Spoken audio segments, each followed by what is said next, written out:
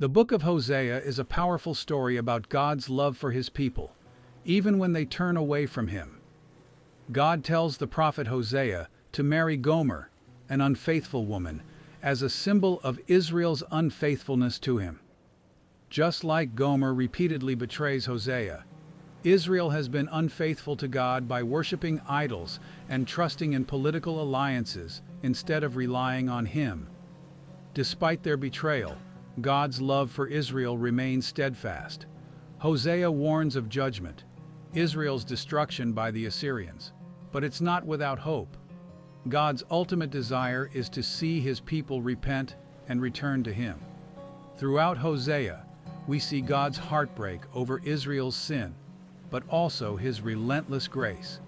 He promises that if they repent, he will heal and restore them. Hosea reminds us that God's love never gives up, and even when we fall away, he invites us back with open arms, offering redemption and new beginnings.